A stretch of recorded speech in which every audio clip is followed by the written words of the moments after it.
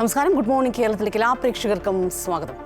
ഒരു സമൂഹജീവി എന്ന നിലയിൽ നമ്മൾ നേരിടുന്ന പല പ്രശ്നങ്ങളും അതിൻ്റെ ഭവിഷ്യത്ത് എന്താകുമെന്ന് കരുതി പലപ്പോഴും പേടിച്ച് ഒരുപക്ഷെ അഡ്രസ്സ് ചെയ്യാതെയോ അല്ലെങ്കിൽ നമ്മൾ പ്രതികരിക്കാതെയോ ഒക്കെ വിട്ടുകളയാറുണ്ട്. അവിടെ നമുക്കായി ഒരാൾ സംസാരിക്കാനെത്തുമ്പോൾ ഉണ്ടാകുന്ന ഒരു ആശ്വാസം അത് ഒട്ടും ചെറുതല്ല. അങ്ങനെ ഒരു വ്യക്തിത്വത്തെ കഴിഞ്ഞ ദിവസം നമ്മൾ ഡോക്ടർ ഹാരിസ് ചിറക്കലിൽ കണ്ടു. ഒരുപാട് രോഗികൾക്ക് ആശ്വാസകരമായ അദ്ദേഹത്തിൻ്റെ വാക്കുകൾ. ഈ രാജാവ് നഗ്നനാണെന്നും സംവിധാനം ശരിയല്ല എന്നുമൊക്കെ ഉറക്കെ വിളിച്ചു പറയാൻ ഇത്തരം ഉയർത്തെഴുന്നേൽപ്പുകൾ എല്ലാ കാലത്തും അത്യാവശ്യമാണ്, അത് അനിവാര്യതയാണ്. എന്തായാലും ആ വെളിപ്പെടുത്തലുകൾക്ക്, ആ വിളിച്ചു പറയലുകൾക്ക് ഫലം കാണുന്നു എന്ന സൂചനയാണ് ഇന്ന് പ്രേക്ഷകരുമായി പങ്കുവയ്ക്കാനുള്ളത്. ഡോക്ടർ ഹാരിസിന്റെ വെളിപ്പെടുത്തലിൽ 4 അംഗ സമിതി ഇന്ന് അന്വേഷണം തുടങ്ങുന്നു. വിശദമായ റിപ്പോർട്ടുകളിലേക്ക് എത്താം. ആദ്യം തലക്കെട്ടുകൾ. സംസ്ഥാനത്തെ പുതിയ DGPയെ ഇന്നറിയാം. മന്ത്രിസഭാ യോഗത്തിൽ തീരുമാനം. രവാഡ ചന്ദ്രശേഖറിന് സാധ്യത. ഷെയ്ഖ് ദർബേഷ് സാഹിബ് ഇന്ന് വിരമിക്കും.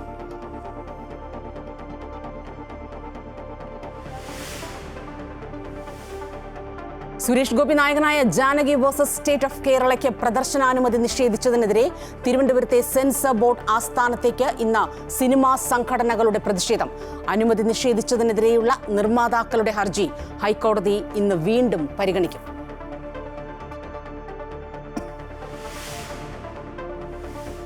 തിരുവനന്തപുരം മെഡിക്കൽ കോളേജിലെ ചികിത്സാ പ്രതിസന്ധിയെക്കുറിച്ചുള്ള ഡോക്ടർ ഹാരിസിന്റെ വെളിപ്പെടുത്തലിൽ 4 അംഗ സമിതി ഇന്ന് അന്വേഷണം തുടങ്ങും. സമിതിയിൽ ആലപ്പുഴ, കോട്ടയം മെഡിക്കൽ കോളേജുകളിലെ ഡോക്ടർമാർ.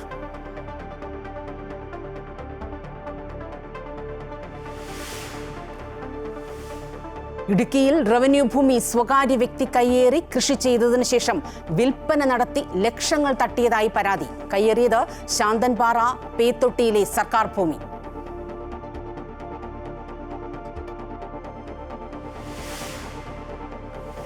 ഉത്തരേന്ത്യൻ സംസ്ഥാനങ്ങളിൽ കനത്ത മഴ തുടരുന്നു. ഒഡീഷയിൽ പല ഗ്രാമങ്ങളും വെള്ളത്തിൽ. ഉത്തരാഖണ്ഡിലും ഹിമാചൽ പ്രദേശിലും അതീവ ജാഗ്രത. 17 ജില്ലകളിൽ റെഡ് അലർട്ട്. കേരളത്തിൽ മഴയുടെ തീവ്രത കുറഞ്ഞു.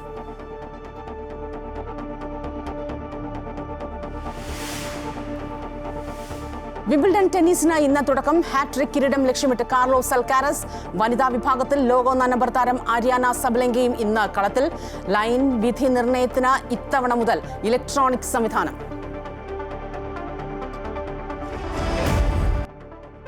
സംസ്ഥാനത്തിന്റെ പുതിയ പോലീസ് മേധാവി ആരെന്നറിയാനുള്ള കാത്തിരിപ്പിലാണ് നമ്മളെല്ലാം. എന്തായാലും രവാഡ ചന്ദ്രശേഖരനാണ് സാധ്യതയെന്നാണ് പുറത്തുവരുന്ന റിപ്പോർട്ടുകൾ. UPSC തയ്യാറാക്കിയ 3 അംഗ ചുരുക്കപ്പട്ടികയിൽ 2ാം സ്ഥാനക്കാരാണ് രവാഡ ചന്ദ്രശേഖർ. രാവിലെ ചേരുന്ന പ്രത്യേക മന്ത്രിസഭാ യോഗത്തിൽ ഇക്കാര്യം തീരുമാനമെടുക്കും. നിലവിൽ IB സ്പെഷ്യൽ ഡയറക്ടറാണ് രവാഡ ചന്ദ്രശേഖർ. റോഡ് സുരക്ഷാ കമ്മീഷണറായ നിതിൻ അഗർവാളിന്റെ പേരും പരിഗണനയിലുണ്ട്. നിലവിലെ DGP ഷെയ്ഖ് ദർവേഷ് സാഹിബ് ഇന്ന് വിരമിക്കും. വിവരങ്ങളുമായി രജിത് ചേരുകയാണ്. രജിത്, രവാഡ ചന്ദ്രശേഖറിന് ഐകകണ്ഠേന ഒരു രജിത്ത് തരുന്ന രജിത്ത് ഈ പറഞ്ഞതുപോലെ രവാഡ ചന്ദ്രശേഖരൻ ഐകകണ്ഠേന ഒരു പിന്തുണ മന്ത്രിസഭാ യോഗത്തിൽ ഉണ്ടാകും. DGP സ്ഥാനത്തേക്ക് അദ്ദേഹം എത്തും എന്ന് നമ്മൾ കരുതുന്നുണ്ടോ? തീർച്ചയായും 3 പേരുടെ പട്ടികയാണ് UPSC നൽകിയിരുന്നത്. ആ പട്ടികയിൽ നിന്നാണ് ഇപ്പോൾ പുതിയ ആളെ തിരഞ്ഞെടുക്കാൻ തീരുമാനിച്ചിരിക്കുന്നത്. അതിൽ തന്നെ രവാഡ ചന്ദ്രശേഖരനാണ് ഏറ്റവും കൂടുതൽ സാധ്യതയുള്ളത് എന്നാണ് നമുക്ക് മനസ്സിലാക്കാൻ കഴിയുന്നത്. IBയുടെ സ്പെഷ്യൽ ഡയറക്ടറായിട്ടുള്ള രവാഡ ചന്ദ്രശേഖരൻ കേന്ദ്ര ഡെപ്യൂട്ടേഷനിലാണ് ഉള്ളത്. അദ്ദേഹത്തിന് തന്നെയാണ് സാധ്യത കൂടുതലായി ഉള്ളത്. പട്ടികയിൽ ഏറ്റവും മുന്തിയ പരിഗണനയും അദ്ദേഹത്തിന് തന്നെയാണ് നൽകുന്നത്. അതേ സമയത്ത് തന്നെ നിതിൻ അഗർവാൾ, അത് റോഡ് സുരക്ഷാ കമ്മീഷണറായിട്ടുള്ള നിതിൻ അഗർവാളിൻ്റെ പേരും വേണമെങ്കിൽ സർക്കാരിന് പരിഗണിക്കാം. അത്തരത്തിൽ 3 പേരുകളാണ് UPSC നൽകിയിരിക്കുന്നത്. ഇതിൽ സർക്കാരിൻ്റെ പരിഗണന എങ്ങോട്ടേക്ക് പോകും എന്നതാണ് ഏറ്റവും പ്രധാനം. അതിൽ ഏറ്റവും മുൻപന്തിയിലുള്ളത് രവാഡ ചന്ദ്രശേഖരൻ്റെ പേരാണെങ്കിൽ കൂടിയും മറ്റ് ഘടകങ്ങൾ കൂടി പരിശോധിച്ചുകൊണ്ട് സർക്കാരിന് തീരുമാനങ്ങൾ എടുക്കാൻ കഴിയും. നേരത്തെ തന്നെ തലശ്ശേരി ASP ആയിരുന്ന രവാഡ ചന്ദ്രശേഖർ CPMന് അത്ര സ്വീകാര്യനായിട്ടുള്ള ആളാണോ എന്ന കാര്യം പരിശോധിക്കേണ്ടിയിരിക്കുന്നു. കാരണം രവാഡ ചന്ദ്രശേഖരനെ DGP ആക്കുന്നതുമായി ബന്ധപ്പെട്ടുകൊണ്ട് തന്നെ പാർട്ടിക്കുള്ളിൽ തന്നെ നിലവിൽ ചില ചർച്ചകളൊക്കെയും തന്നെ നടന്നിട്ടുണ്ടായിരുന്നു. എങ്കിൽ തന്നെയും ഇദ്ദേഹത്തിൻ്റെ സീനിയോറിറ്റി പരിശോധിക്കുമ്പോൾ രവാഡ ചന്ദ്രശേഖരന് തന്നെ ആയിരിക്കാൻ സാധ്യതയുണ്ട് എന്നാണ് ഇപ്പോൾ നമുക്ക് മനസ്സിലാകുന്നത്. ഇന്ന് പ്രത്യേക മന്ത്രിസഭാ യോഗം ചേർന്നുകൊണ്ടാണ് ഇക്കാര്യത്തിൽ തീരുമാനമെടുക്കുക. നേരത്തെ സ്പെഷ്യൽ ഇൻചാർജ് ആയിട്ടുള്ള ഉദ്യോഗസ്ഥനെ നിയമിക്കുന്നതിന് DGPയെ നിയമിക്കുന്നതിനുള്ള ഒരു തീരുമാനത്തിലേക്ക് പോകാമെന്ന് പരിശോധന അടക്കം സർക്കാർ നടത്തിയിരുന്നു. എന്നാൽ അത് കൂടുതൽ കുരുക്കിലേക്ക് വരാനുള്ള സാധ്യതയുണ്ട്. കാരണം UPSC പ്രത്യേകം ചർച്ച നടത്തുകയും സർക്കാർ നേരത്തെ തന്നെ ഇവരുടെ പട്ടികകളടക്കം 6 പേരുടെ പട്ടികയാണ് സർക്കാർ നൽകിയിരുന്നത്. അതിൽ DGP അജിത് കുമാർ അടക്കമുള്ളവരുടെ പേരുകളുണ്ടായിരുന്നു. അവരുടെയൊക്കെ 6 പേരുടെ പട്ടിക നൽകിയതിൽ നിന്നാണ് UPSC 3 പേരുടെ പട്ടികയിലേക്ക് ചുരുക്കി പട്ടിക നൽകിയിരിക്കുന്നത്. അതിൽ നിന്ന് വേണം ഇനി തിരഞ്ഞെടുക്കേണ്ടത്. അല്ലാത്ത പക്ഷം അത് നിയമപരമായ കുരുക്കിലേക്ക് പോകാനുള്ള സാധ്യതയുണ്ട്. ആ സാധ്യത കണക്കിലെടുത്തുകൊണ്ടാണ് ഒരു പക്ഷേ ഇന്ന് ചേരുന്ന മന്ത്രിസഭാ യോഗം നേരത്തെ UPSC നൽകിയിരിക്കുന്ന 3 പേരുടെ പേരിൽ നിന്ന് തന്നെ ഒരാളെ തിരഞ്ഞെടുക്കാൻ തീരുമാനിക്കുന്നത്. അങ്ങനെയെങ്കിൽ ഏറ്റവും കൂടുതൽ സാധ്യതയുള്ള ആളാണ് രവാഡ ചന്ദ്രശേഖരൻ. രവാഡ ചന്ദ്രശേഖരന് തന്നെയായിരിക്കും സാധ്യത. ഷെയ്ഖ് ദർവേസ് സാഹിബ് ഇന്ന് അദ്ദേഹത്തിൻ്റെ കാലാവധി ഇന്നുകൊണ്ട് അവസാനിക്കുകയാണ്. അതേസമയത്ത് തന്നെ പുതിയ DGPയെ തിരഞ്ഞെടുക്കേണ്ടതുണ്ട്. അതുകൊണ്ട് തന്നെയാണ് പ്രത്യേക മന്ത്രിസഭാ യോഗം ചേർന്നുകൊണ്ട് തന്നെ DGPയെ തിരഞ്ഞെടുക്കാൻ തീരുമാനിച്ചിരിക്കുന്നത്. ഇന്ന് തന്നെ പുതിയ DGPയുടെ പ്രഖ്യാപനവും ഉണ്ടാവും.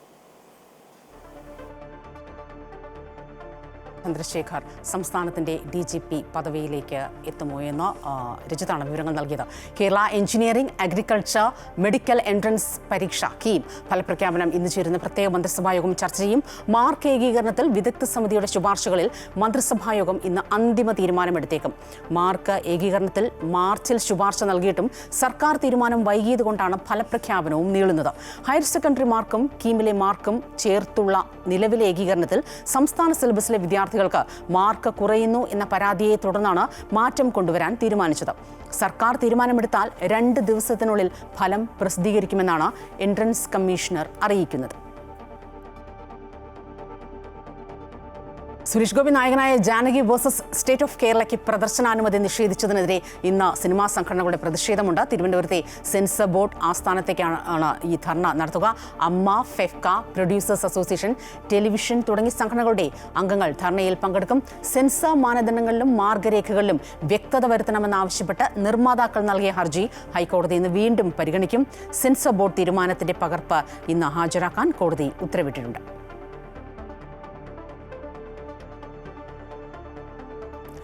തിരുവനന്തപുരം മെഡിക്കൽ കോളേജിലെ ചികിത്സാ പ്രതിസന്ധിയെക്കുറിച്ചുള്ള ഡോക്ടർ ഹാരിസിന്റെ വെളിപ്പെടുത്തലിൽ 4-അംഗ സമിതി ഇന്ന് ഇപ്പോൾ അന്വേഷണം തുടങ്ങും.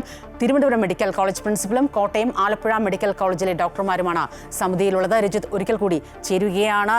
രജിത്ത്, കഴിഞ്ഞ ദിവസം ഡോക്ടർ ഹാരിസ് ചിറക്കലിൻ്റെ വെളിപ്പെടുത്തലുകളെല്ലാം നമ്മൾ കേട്ടതാണ്. ശരിക്കും ഏതെങ്കിലും ഒരു രാഷ്ട്രീയ അല്ലെങ്കിൽ ഒരു സംവിധാനത്തിനെ കുറ്റം പറയാതെ മൊത്തത്തിലുള്ള ഈ ഭരണകൂടത്തിൻ്റെ സംവിധാനത്തിലെ പോരായ്മകളും അതിൻ്റെ പിഴവുകളും ഒക്കെയാണ് അദ്ദേഹം ചൂണ്ടിക്കാണിച്ചത്. അതിന് ആരോഗ്യമന്ത്രിയുടെ ഒരു പിന്തുണയും ഉണ്ടായിരുന്നു. ഇപ്പോൾ അതിന്മേൽ ഒരു അന്വേഷണം നടത്താൻ തീരുമാനിച്ചിരിക്കുന്നു. വളരെ സ്വാഗതാർഹമായ തീരുമാനം.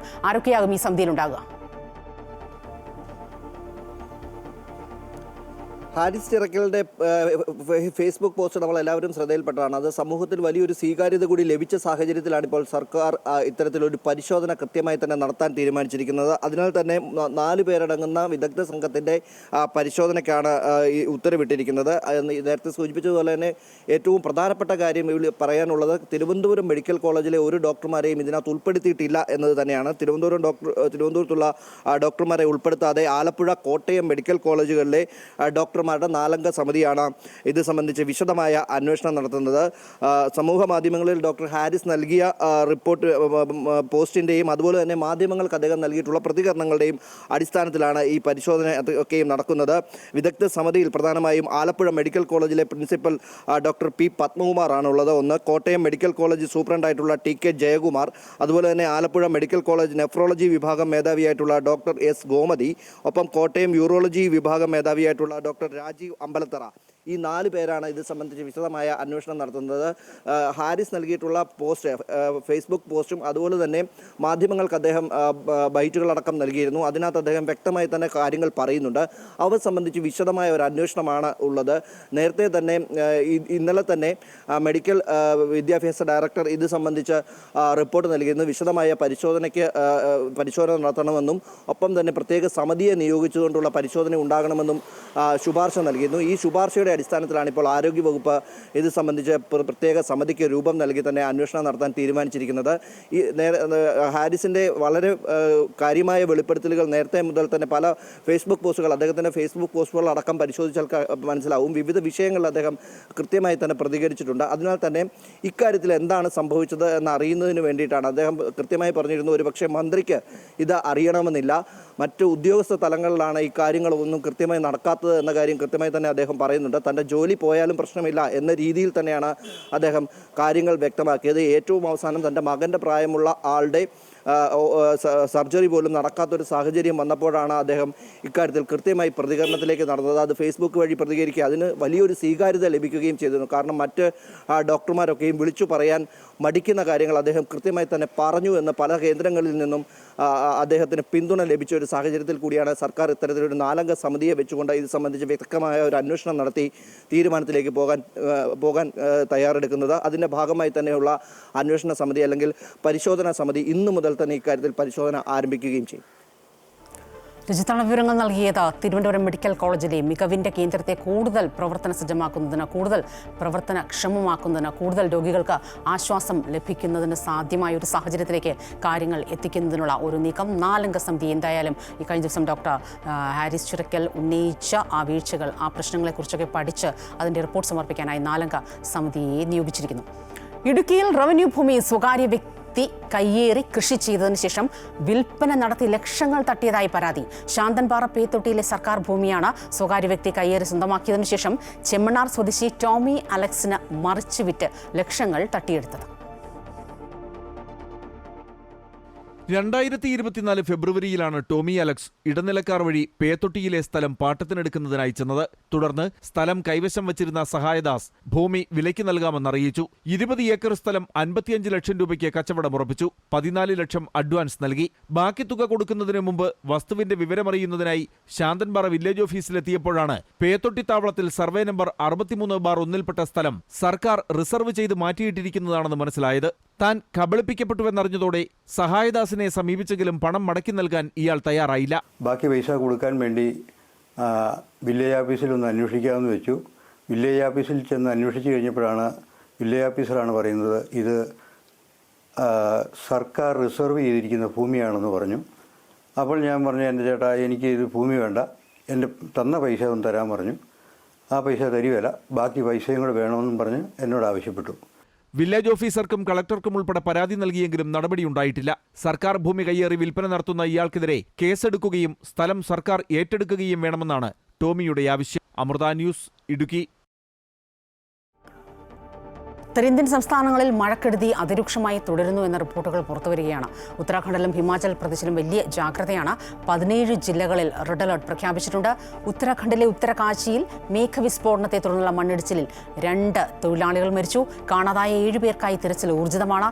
ജൂലൈ 8 എത്തുമെന്ന് പ്രതീക്ഷിച്ച കാലവർഷമാണ് 2 ദിവസമായി ഡൽഹി, ഹരിയാന, രാജസ്ഥാൻ, ഹിമാചൽ പ്രദേശ് എന്നിവിടങ്ങളിൽ പെയ്യുന്നത്.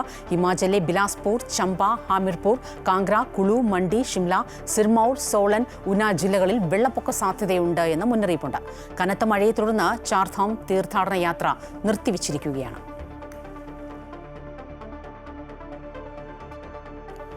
പല ഭാഗങ്ങളിൽ നിന്ന് റിപ്പോർട്ട് ചെയ്യപ്പെട്ടിട്ടും ഈ തെരുവുനായയുടെ ശല്യം കൊണ്ട് പൊറുതിമുട്ടിയിരിക്കുകയാണ് നാട്ടുകാർ. ഇപ്പോൾ കോഴിക്കോട് നഗരത്തിലാണ് ഇത് സംബന്ധിച്ച റിപ്പോർട്ട് വരുന്നത്. കഴിഞ്ഞ ദിവസം 19 പേർക്കാണ് പേപ്പട്ടിയുടെ കടിയേറ്റത്. റോഡിൽ മാലിന്യം കൊണ്ട് തള്ളുന്നതും മതിയായ ABC സെന്ററുകളുടെ അഭാവവും ഇത്തരത്തിൽ തെരുവുനായകളുടെ എണ്ണം വർദ്ധിക്കാൻ കാരണമാകുന്നുവെന്നാണ് നാട്ടുകാർ പൊതുവെ ആക്ഷേപം ഉന്നയിക്കുന്നത്. നഗരമധ്യത്തിൽ ക്രിസ്ത്യൻ കോളേജിന് സമീപത്ത് വെച്ചാണ് കഴിഞ്ഞ ദിവസം വിദ്യാർത്ഥികളടക്കം 19 പേർക്ക് തെരുവുനായയുടെ കടിയേറ്റത്. നായയ്ക്ക് പേവിഷബാധയും സ്ഥിരീകരിച്ചു. ഇതോടെ ജനങ്ങളെല്ലാം വലിയ ജാഗ്രതയിലാണ്. റോഡിലൂടെ നടക്കാൻ പോലും ആളുകൾക്ക് ഭയമാണ്. പിറകിലൂടെ വന്നാണ് നായയുടെ ആക്രമണം. Kozhikode railway station, bus stop തുടങ്ങി ജനത്തിരക്കേറിയ എല്ലാ സ്ഥലങ്ങളിലും തെരുവുനായയുടെ ശല്യമാണ്.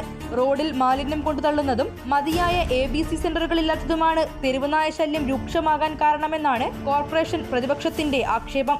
ഇപ്പോൾ വന്ധ്യീകരണമായാലും നമ്മുടെ ABC പദ്ധതിയെക്കുറിച്ചൊക്കെ വലിയ രീതിയിൽ സംസാരിക്കുമ്പോൾ അത് എത്ര കണ്ട് ഇഫക്റ്റീവാണെന്ന് തിരിച്ച് ജനങ്ങൾ ചോദിക്കുന്നുണ്ട്. കാരണം ഇങ്ങനെ നിരന്തരമുള്ള പിന്നെ ഈ തെരുവുനായ വിഷയം പറയുമ്പോൾ നമ്മൾ ഏറ്റവും കൂടുതൽ ഭയപ്പെടേണ്ടത് വാക്സിനുകളും പരാജയപ്പെടുന്ന സാഹചര്യമാണ്. കാരണം വാക്സിൻ എടുത്ത ആളുകൾ വരെ മരണപ്പെടുന്നുണ്ട്. ചുരുക്കി പറഞ്ഞാൽ ജനങ്ങൾക്ക് മാലിന്യ വിഷയം കൊണ്ടുണ്ടാകുന്ന ഇത്തരം പ്രശ്നങ്ങളിൽ നിന്ന് ജനങ്ങൾക്ക് ഒരു മോചനവുമില്ല. ഈ വർഷം ഇതുവരെ ജില്ലയിൽ നിരവധി പേർക്കാണ് നായയുടെ കടിയേറ്റത്. ഈ ഒരു സാഹചര്യത്തിൽ പ്രതിരോധ കുത്തിവെപ്പ് ക്യാമ്പയിൻ ആരംഭിക്കാനുള്ള നീക്കം മാത്രമാണ് കോർപ്പറേഷൻ നടത്തുന്നത്. തെരുവുനായ ശല്യത്തിന് ശാശ്വത പരിഹാരം കാണാൻ കോർപ്പറേഷൻ ഇനിയും കഴിഞ്ഞില്ലെങ്കിൽ ജനങ്ങൾക്ക് റോഡിലിറങ്ങാൻ കഴിയാത്ത അവസ്ഥയാകുമെന്നുറപ്പ്. അമൃത ന്യൂസ്, കോഴിക്കോട്.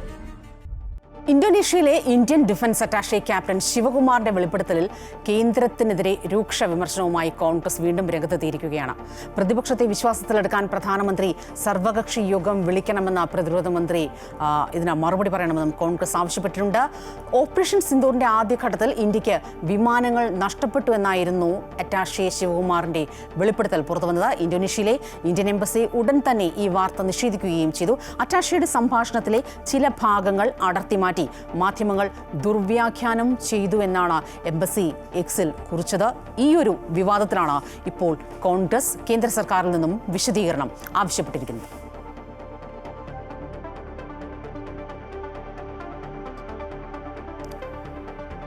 ഇന്ത്യൻ സൈന്യത്തിന്റെ അഭിമാന സൈനിക നടപടിയായ ഓപ്പറേഷൻ സിന്ദൂറിന് നെൽച്ചെടി കൊണ്ട് ഒരു ആദരവ്. പത്തനംതിട്ട പുല്ലാട് സ്വദേശി അജയകുമാറാണ് തന്റെ കൃഷിയിടത്തിൽ റഫേൽ യുദ്ധവിമാനത്തിന്റെയും ജവാന്മാരുടെയും മാതൃക നെൽച്ചെടി കൊണ്ട് ഒരുക്കിയിരിക്കുന്നത്.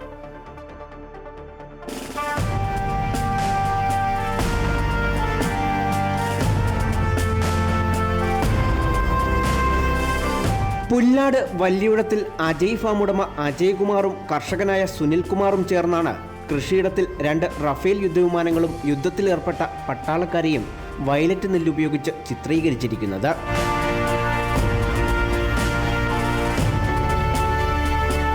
ഓപ്പറേഷൻ സിന്ദൂർ നടക്കുമ്പോൾ ചിന്നാർ വയലറ്റ് എന്ന നെൽവിത്തുകൾ ശേഖരിക്കാനായി ഇരുവരും മധ്യപ്രദേശിലായിരുന്നു. അന്നേ തീരുമാനിച്ചതാണ് ഇത്തരത്തിലൊരു സൃഷ്ടിയിലൂടെ സൈന്യത്തിന് അഭിവാദ്യമർപ്പിക്കണമെന്ന്. ഈ ഓപ്പറേഷൻ സിന്ദൂർ നടക്കുമ്പോൾ ഞങ്ങൾ വിത്ത് കളക്ഷൻ്റെ ഭാഗമായിട്ട് ഇങ്ങനെ യാത്ര ചെയ്ത് മധ്യപ്രദേശിലൊരു കർഷകൻ്റെ വീട്ടിൽ ഞങ്ങൾ വേറൊരു പാടിയാട്ട് ചെയ്യാൻ വേണ്ടിയിട്ടാണ് ഈ കളറിന് വേണ്ടിയിട്ട് പോയത്. അന്നേരം ഞങ്ങൾ തീരുമാനിച്ചു എന്നാൽ ഇനി പാടിയാർട്ടിലൂടെ കൂടുതൽ ജനങ്ങളിലേക്ക് എത്തിച്ച് ഓപ്പറേഷൻ സിന്ദൂറിൻ്റെ മഹത്വം അറിയിക്കുവാനായിട്ട് ആണ് ഈ റഫാലും ഭടന്മാരും വെച്ചിട്ട് ഈ പാടിയാർട്ട് ചെയ്തിരിക്കുന്നത്. വിവിധ സംസ്ഥാനങ്ങളിൽ യാത്ര ചെയ്താണ് വ്യത്യസ്ത ഇനം നെൽവിത്തുകൾ ശേഖരിക്കുന്നത്. ഔഷധമൂല്യമുള്ള വിത്തുകൾ മറ്റ് കർഷകർക്ക് കൂടി പരിചയപ്പെടുത്തുക എന്ന ലക്ഷ്യവും ഇവർക്കുണ്ട്. ഞങ്ങളുടെ കയ്യിൽ ഏകദേശം 60ഓളം നാടൻ വിത്തുകൾ പല സംസ്ഥാനങ്ങളിലായിട്ട് ഞങ്ങൾ ഇപ്പോൾ ശേഖരിച്ചു കഴിഞ്ഞിട്ടുണ്ട്. ഈ വിത്തുകളുടെ പ്രചരണം, ഈ വിത്തുകൾ മറ്റ് കർഷകരിലേക്ക് എത്തിക്കുക എന്നുള്ള ഒരു പ്രധാന ലക്ഷ്യം ഞങ്ങളുടെ ഉള്ളിലുണ്ട്. അത് ആര് ചോദിച്ചാലും ഞങ്ങൾ വിത്ത് കൊടുക്കാൻ തയ്യാറായിട്ടാണ് നിൽക്കുകയാണ്. മുൻപും ഇത്തരത്തിൽ നെൽച്ചെടികൾ കൊണ്ട് വിവിധ കലാസൃഷ്ടികൾ ഇവർ ഒരുക്കിയിട്ടുണ്ട്. നിരവധി പേരാണ് ഈ വ്യത്യസ്ത കൃഷിയും കലാസൃഷ്ടികളും കാണാൻ ഇവിടേക്കെത്തുന്നത്. അമൃത ന്യൂസ്, പത്തനംതിട്ട.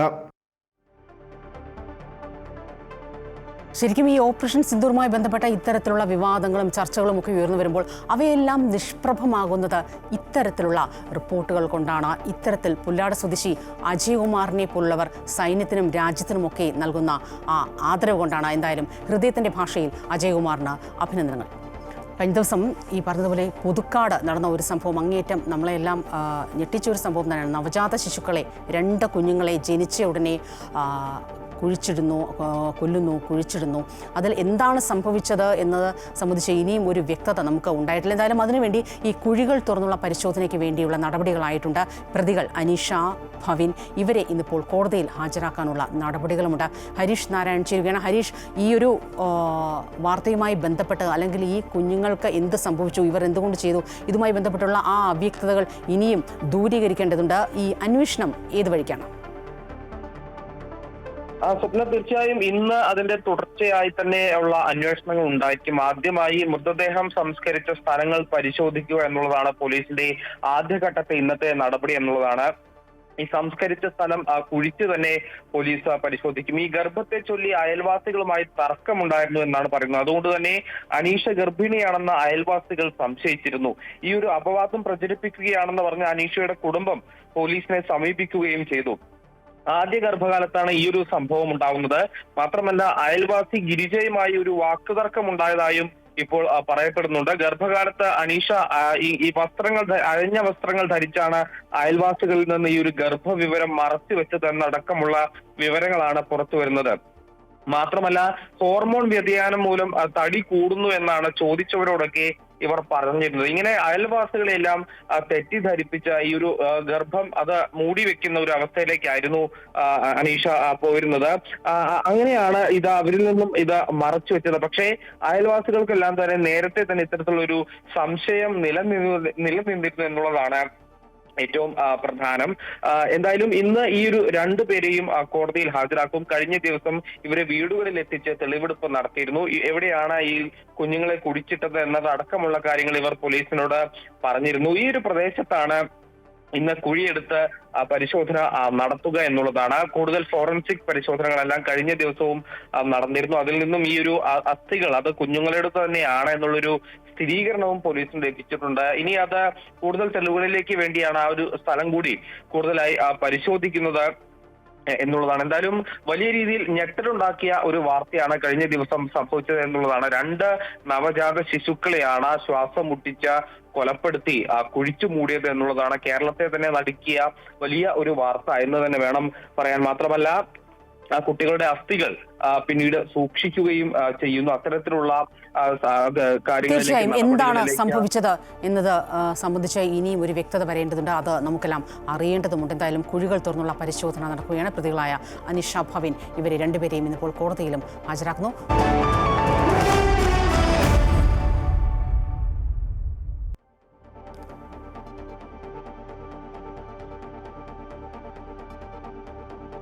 വിപണി വിലയിരുത്തലുമായി ജിയോജിത് ഫിനാൻഷ്യൽ സർവീസസിലെ സീനിയർ ഇൻവെസ്റ്റ്മെന്റ് സ്ട്രാറ്റജിസ്റ്റും ജനറൽ മാനേജറുമായ കെ ദിലീപ് ചേരുന്നു. ഗുഡ് മോർണിംഗ് കേരളത്തോടൊപ്പം. ശ്രീ ദിലീപ്, സ്വാഗതം. ഗുഡ് മോർണിംഗ് കേരളത്തിലേക്ക്. എന്താകും ഇന്ന് വിപണിയിലെ നീക്കങ്ങൾ? അന്താരാഷ്ട്ര വിപണികളിൽ നടക്കുമുള്ള സൂചനകളൊക്കെ എങ്ങനെയാണ്?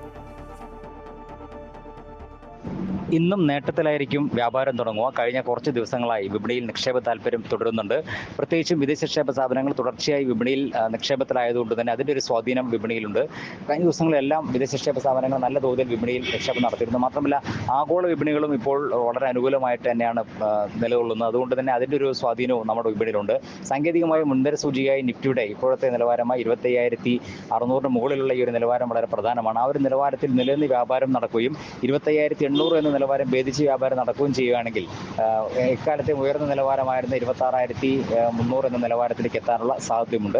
അതിന് ഏറ്റവും പ്രേരകമായി പ്രവർത്തിക്കേണ്ടത് IT മേഖലയിലുള്ള ഒരു നിക്ഷേപ താല്പര്യമാണ്. കഴിഞ്ഞ ദിവസങ്ങളിൽ ഉണ്ടായിട്ടുള്ള അല്ലെങ്കിൽ കഴിഞ്ഞ ഈ അടുത്തിടെ ഉണ്ടായിട്ടുള്ള വിപണിയുടെ മുന്നേറ്റത്തിൽ പ്രതികരിക്കാതിരുന്ന അല്ലെങ്കിൽ അത്രയൊന്നും വേണ്ടുവോളം മുന്നേറ്റം കുറിക്കാതിരുന്ന ഒരു മേഖലയാണ് IT മേഖല. IT മേഖലയുടെ ഒരു ഭാഗത്തുനിന്ന് ഒരു നിക്ഷേപ താല്പര്യമുണ്ടാവുകൊണ്ട് തീർച്ചയായും ആ ഒരു നിലവാരത്തേക്ക് എത്താനുള്ള സാധ്യതയുമുണ്ട്. എന്തായാലും ഇന്ന് നേട്ടത്തിൽ തന്നെയായിരിക്കും വ്യാപാരം തുടങ്ങുക. നന്ദി ശ്രീ ദിലീപ്. 50ന്റെ നിറവിൽ നിൽക്കുന്ന മൂന്നാർ ഇരവികുളം ദേശീയോദ്യാനത്തിന് അഭിമാന നേട്ടം. ഇന്ത്യയിലെ ഏറ്റവും മികച്ച ദേശീയോദ്യാനമായി ഇരവികുളം ദേശീയോദ്യാനത്തെ തെരഞ്ഞെടുത്തിരിക്കുന്നു. ദേശീയോദ്യാനമായി പ്രഖ്യാപിച്ചതിന്റെ 50ാം വാർഷികാഘോഷങ്ങൾ നടക്കുന്നതിനിടയിൽ നേട്ടം കൈവരിക്കാനായതിന്റെ സന്തോഷത്തിലാണ് വനംവകുപ്പ്. Ministry of environment, forest and climate change 2020 മുതൽ 25 വരെ നടത്തിയ മാനേജ്മെന്റ് എഫക്റ്റീവ് വാലുവേഷനിലാണ് ഇരവികുളത്തെ മികച്ച ദേശീയ ഉദ്യാനമായി തിരഞ്ഞെടുത്തത്. ഏറെ പ്രത്യേകതകളുള്ള ഇരവികുളം ദേശീയോദ്യാനത്തെ അതീവ പരിസ്ഥിതി പ്രാധാന്യത്തോടെയാണ് വനംവകുപ്പ് സംരക്ഷിച്ചു വരുന്നത്. ഒപ്പം രാജ്യത്തെ തന്നെ സഞ്ചാരികളുടെ ഇഷ്ടകേന്ദ്രങ്ങളിൽ ഒന്നുകൂടിയാണ് ഇവിടം. ദേശീയ ഉദ്യാനമായി പ്രഖ്യാപിച്ചതിന്റെ 50ാം വാർഷികത്തിന്റെ ഭാഗമായി 1 വർഷം നീണ്ടുനിൽക്കുന്ന ആഘോഷ പരിപാടികൾക്ക് അടുത്ത ദിവസമാണ് തുടക്കം കുറിച്ചത്. ഇതിനൊപ്പമാണ് ഇപ്പോൾ രാജ്യത്തിന് തന്നെ അഭിമാനമായി ഇരവികുളം ദേശീയോദ്യാനം മാറിയിരിക്കുന്നത്. അപ്പോൾ അവരുടെ റിപ്പോർട്ടിൽ പല കാര്യങ്ങളും പറയുന്നുണ്ട്. നമ്മുടെ ഇവിടുത്തെ ഭൂപ്രകൃതിയെ കുറിച്ചിട്ടും ഇവിടുത്തെ ഹാബിറ്റാറ്റ് മാനേജ്മെന്റിനെ കുറിച്ചിട്ടും പിന്നെ പങ്കാളിത്ത വനപരിപാലനത്തെ കുറിച്ചിട്ടും എല്ലാം പറയുന്നുണ്ട്. അതിൽ ഇപ്പോൾ എടുത്തു പറയുന്ന ഒരു കാര്യം, ഇന്ത്യയിലെ തന്നെ ഏറ്റവും ക്ലീനസ്റ്റ് ആയിട്ടുള്ള നാഷണൽ പാർക്കാണ് ഇരവികുളം എന്നൊരു ഒരു റിപ്പോർട്ടിൽ എടുത്തു പറയുന്നുണ്ട്. International union for conservation of nature, commission of protected area എന്നിവയുടെ മൂല്യനിർണ്ണയത്തിൽ 92.97% പോയിന്റ് നേടിയാണ് ഇന്ത്യയിലെ ഏറ്റവും മികച്ച ദേശീയോദ്യാനമായി ഇരവികുളം തെരഞ്ഞെടുക്കപ്പെട്ടത്. ലോകത്ത് ഏറ്റവും കൂടുതൽ വരയാടുകളുള്ള പ്രദേശമെന്ന പ്രത്യേകതയും ഇരവികുളം ദേശീയോദ്യാനത്തിനുണ്ട്. 12 വർഷത്തിലൊരിക്കൽ പൂക്കുന്ന നീലക്കുറിഞ്ഞി ഉൾപ്പെടെ 20ഓളം കുറിഞ്ഞി ഇനങ്ങളും ഇരവികുളത്ത് പരിപാലിക്കുന്നു. അമൃത ന്യൂസ്, ഇടുക്കി. തൃശൂർ ചേലക്കരയിൽ പാതി തകർന്ന ഇരുനില കെട്ടിടം അപകട ഭീഷണി ഉയർത്തുകയാണ്. വാഴക്കോട് പ്ലാഴി സംസ്ഥാന പാതയിൽ മാർക്കറ്റിന് എതിർവശത്തുള്ള കെട്ടിടമാണ് ഏത് നിമിഷവും നിലംപൊത്താവുന്ന അവസ്ഥയിലുള്ളത്. അപകട ഭീഷണി ഉയർത്തുന്ന കെട്ടിടം പൊളിക്കാൻ അധികാരികൾ തയ്യാറാകുന്നില്ല എന്നാണ് നാട്ടുകാരുടെ പരാതി. ആയിരക്കണക്കിന് വാഹനങ്ങൾ കടന്നുപോകുന്ന വാഴക്കോട് പ്ലാഴി സംസ്ഥാന പാത, സ്കൂൾ കുട്ടികളടക്കം നിരവധി കാൽനട യാത്രക്കാർ വേറെയും. സംസ്ഥാന പാതയിൽ പ്ലാഴി മാർക്കറ്റിന് എതിർവശത്തുള്ള കെട്ടിടം വാഹനയാത്രക്കാർക്കും ഒപ്പം കാൽനട യാത്രക്കാർക്കും ഭീഷണിയായി തല ഉയർത്തി നിൽക്കുന്നു.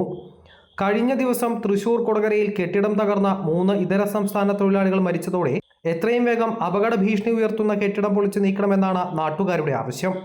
വർഷങ്ങളായി റോഡിനോട് ചേർന്ന പാതി തകർന്ന നിലയിൽ സ്ഥിതി ചെയ്യുന്ന കെട്ടിടം പൊളിച്ചു നീക്കാൻ ചേലക്കര ഗ്രാമപഞ്ചായത്തോ മറ്റധികാരികളോ ഒരു നടപടിയും സ്വീകരിച്ചിട്ടില്ലെന്ന് നാട്ടുകാർ പറയുന്നു. ചേലക്കര ഗ്രാമപഞ്ചായത്ത് 21-ാം വാർഡിൽ സ്ഥിതി ചെയ്യുന്ന ചെറുവത്തൂർ പ്രിൻസിൻ്റെ വീടാണ് ഭീഷണിയായി നിൽക്കുന്നത്. അത് ജനങ്ങൾക്കും കുട്ടികൾക്കും സ്കൂളിൽ പോകുന്ന കുട്ടികൾക്കും ഇതിൽ കൂടെ കടന്നു പോകുന്നവർക്കും ഭയങ്കര ഭീഷണിയായിട്ട് അത് നിൽക്കുന്നത്. 1 കൊല്ലം മുമ്പ് ഇത് പൊളിച്ചു മാറ്റാനുള്ള സംവിധാനം എല്ലാ പഞ്ചായത്തിനും കൊടുത്തിട്ടുണ്ടായിരുന്നു. ഇതുവരെ ഒരു നടപടി എടുത്തിട്ടില്ല. റോഡിനോട് ചേർന്നിരിക്കുന്ന കെട്ടിടത്തിന്റെ ഭാഗങ്ങൾ കാലപ്പഴക്കത്തെ തുടർന്ന് തകർന്ന നിലയിലാണ്. കെട്ടിടത്തിന്റെ മേൽക്കൂര ഒടിഞ്ഞു തൂങ്ങിയ നിലയിലും. കൊടകര അപകടത്തിന്റെ പശ്ചാത്തലത്തിൽ ജില്ലാ കളക്ടർ ഇടപെട്ട കെട്ടിടം പൊളിച്ചു നീക്കാൻ നടപടി സ്വീകരിക്കണമെന്നാണ് നാട്ടുകാരുടെ ആവശ്യം. അമൃത ന്യൂസ്, തൃശൂർ.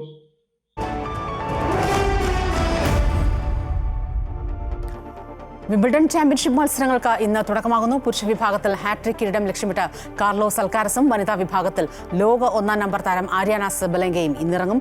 സമ്മാനത്തുകയിൽ ഗണ്യമായ വർധനവ് വരുത്തിയാണ് ഇത്തവണ മത്സരങ്ങൾ നടക്കുന്നത്. ജൂലൈ 13-നാണ് ഫൈനൽ.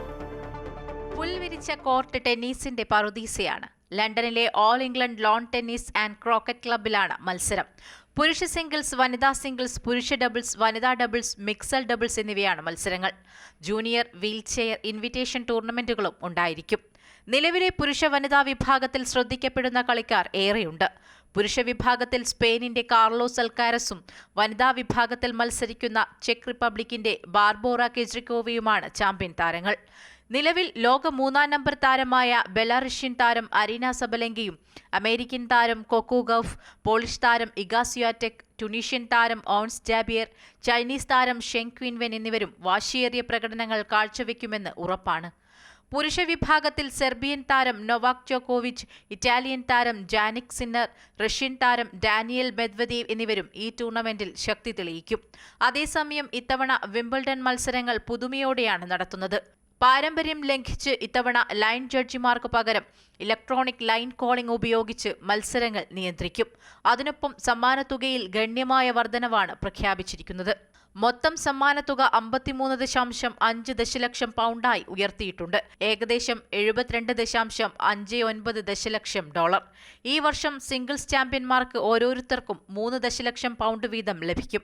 സിംഗിൾസ് മത്സരങ്ങളുടെ ആദ്യ റൗണ്ടിൽ പുറത്താകുന്ന കളിക്കാർക്കും സമ്മാനത്തുകയുടെ വർധനവ് പ്രയോജനകരമാകും. വിംബിൾഡണിന്റെ സ്ഥാനം നിലനിർത്തുന്നതിനും കളിക്കാരെ പിന്തുണയ്ക്കുന്നതിനും വേണ്ടിയാണ് സമ്മാനത്തുക വർദ്ധിപ്പിച്ചതെന്ന് all England lawns tennis club വ്യക്തമാക്കി. Sports desk, Amrita TV. റിപ്പോർട്ടോടെ ഗുഡ് മോർണിംഗ് കേരളം പൂർണ്ണമാകുകയാണ്. കൂടുതൽ വാർത്തകൾ അമൃത ന്യൂസ് യൂട്യൂബ് ചാനലിൽ തുടരും. നമസ്കാരം.